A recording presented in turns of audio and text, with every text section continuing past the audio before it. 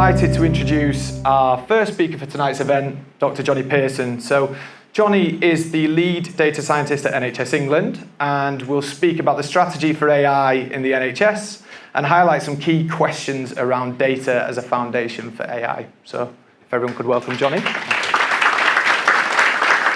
should be working. Okay. Right, what am I talking about? I can't tell you about strategy in the NHS, so let's just wipe that off. Instead, I'm going to tell you, hopefully, about how I see some of the foundations of doing AI in healthcare. In particular, we're going to focus on one. So, let me first introduce myself. Slide, are we on here? Use the clicker, Jonny. Use the clicker. Okay. Right, I'm Dr. Jonny Pearson. I don't usually use the doctor, so I'm not clinical. I'm a physicist, so again, don't ask me anything clinical unless it's to do with AI. This is different. I'm going to look over here. Where does my team fit? So I'm the lead data scientist for a team within the Transformation Directorate of NHS England. Transformation Directorate, we're looking at how to transform healthcare, especially in terms of digital, in terms of improving patient outcomes. My team is a very small research function, and what we're trying to do is increase the connection with academia. The way that we are trying to do this is by putting ourselves in between academia and NHS operations. So my experience, I've done about 10 years in the NHS now, but my experience is academia. When we work with them, it's usually 3 to 5 year timelines. Whereas NHS operations, we work in 3 to 5 month long projects. So there's quite a mismatch between expectations, and frankly, when we have commissioned a review to go forwards, by the time that we get the outputs back, the people have moved on, the program's moved on, so it's never quite aligned. What we're trying to do is put in place a series of proof of concepts to say what are the foundations which we need to put in place now, so that in 5 years' time, we are really ready to see some of these AI technologies really impact. So we put ourselves in the middle. And we're certainly not the main way that you'd bring AI in. The accelerated collaboration is one of the better ways for large projects to come in. There's lots of other funding, there's lots of other routes in. So we're just trying to do some research. But hopefully we've got some interesting thoughts for you. Okay. The sorts of research that we do, I've just listed them here. We're interested in representations of complex data. This means applying graphs, applying different representations through large language models to your data so that you can actually gain some intelligence from it and not just have tabular data that you take in basic statistics from. We're interested in data science and reproducible analytical pipelines. Essentially, we want to share our code more. We want to modularize. We want to see our code used across different trusts and ICSs across the NHS. Synthetic data and privacy-enhancing technologies we're fascinated in because we need more access to data, and you'll see I'll come back to that. Natural language processing, we are very keen on seeing text data and multimodal data used to a much greater extent in the NHS. So very interested in the last couple of years of language model development, but also in terms of collating text data and multimodal data and understanding the different representations that you can gain from that. Horizon scanning, that can be anything. At the moment, we're interested in quantum and topological studies. And then simulations is more the operational research side of the team, agent-based modeling. But those are some of the interests that my team has. Let me move on to the actual topic of AI in the NHS. And can I just point you to, I don't know if you can see the screens amazingly well, but let me point you to how to get it right, a document on the AI Labs website and the DSTL Biscuit book, which talks about applying machine learning in practice. And do also look at the NHS AI Lab website for any more materials. Because I'm the first speaker, I thought I had to put up something around opportunities in healthcare. And I imagine none of these will be a surprise to anyone in the room. Because it's small, I'll quickly read the main ones. Faster diagnostics, drug discovery, insight from complexity, knowledge collation, robotics, proactive personalised health, bedside decision support, reduction in tedious admin, patient engagement, training and scheduling. And whilst the top two, the faster diagnostics and drug discovery, are often the ones that get shouted about, please can I push the reduction in tedious admin and the knowledge collation. These are actually the ones which are going to make the earliest difference. The faster diagnostics, the drug discovery, fantastic work, but there's a whole lot of regulation in the way of those, whereas some of the others will be coming much quicker. That's really shown on this diagram here, which you won't be able to see at the back. So CDEI did a barometer back in 2020 where they looked at different healthcare use cases, and what they found was that they all had high benefit. There's all amazing opportunities in the area, but they separated them into two things: easier to achieve and harder to achieve.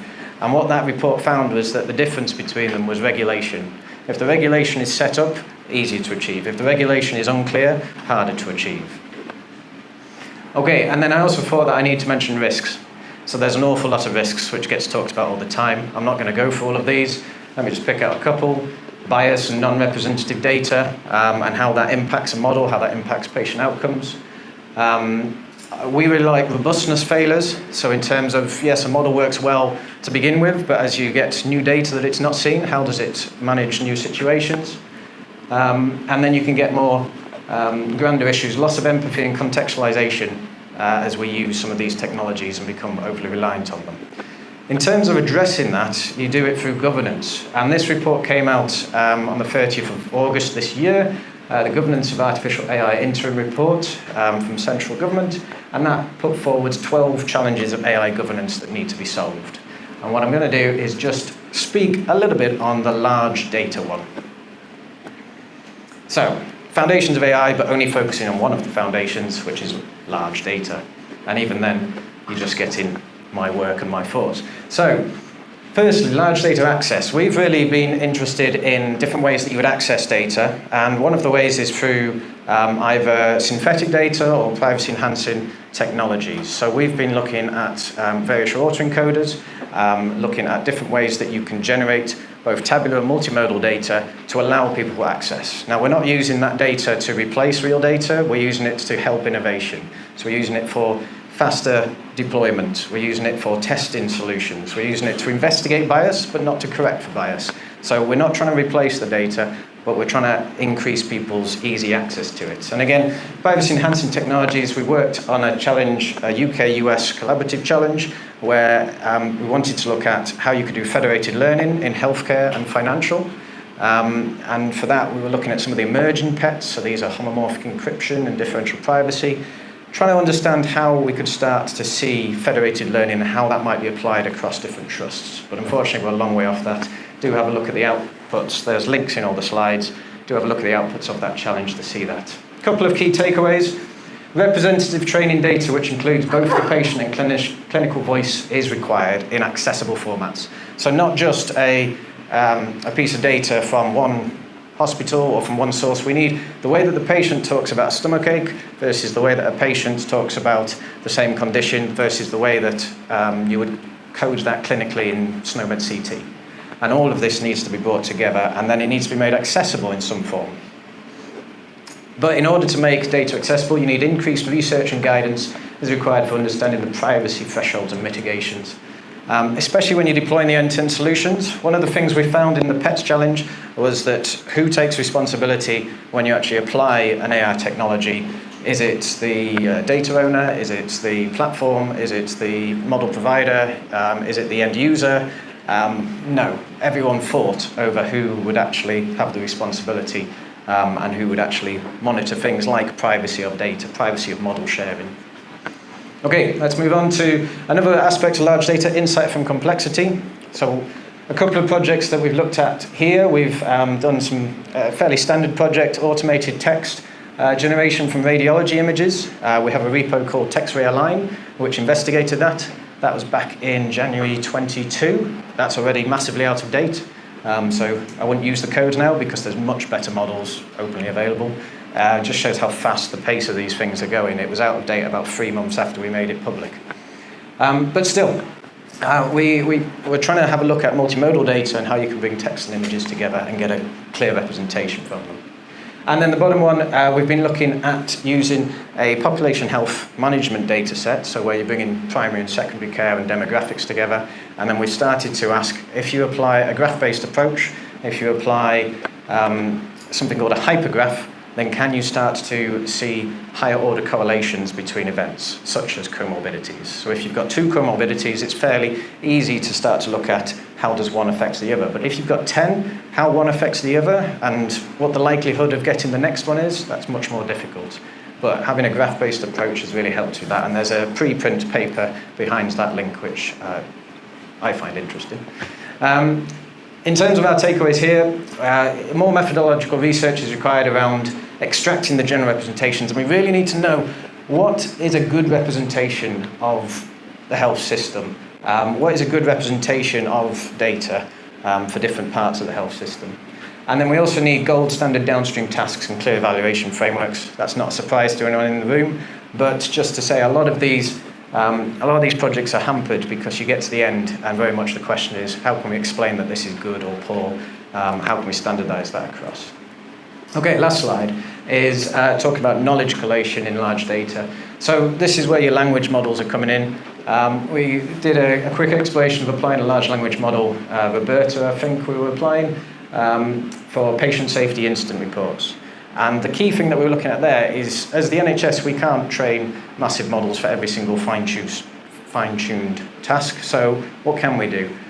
What we need is to understand when a frozen model is good, when we need to fine-tune, when we can be retraining our own models on much smaller infrastructures, and when we need to be using off-the-shelf ones.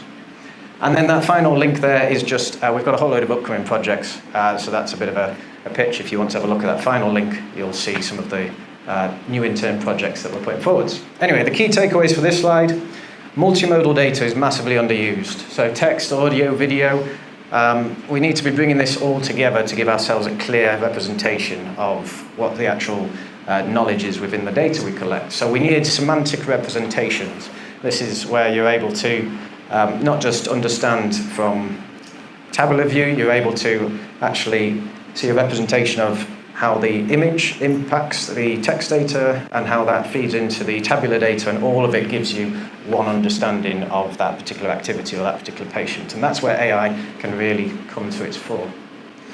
A couple of ones I've tagged on the end. We need examples of model drift and the effects of clinician in the loop. And it's not just how you get the clinician in the loop, it's then the effect of having that person there.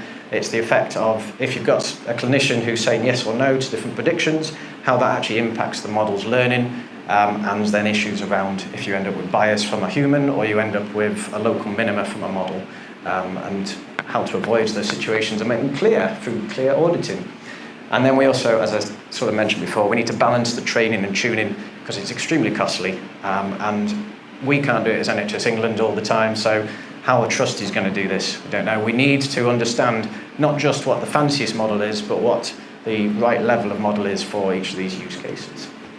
Okay, so I went into a bit of depth in some of those because I want to have some interesting discussions later.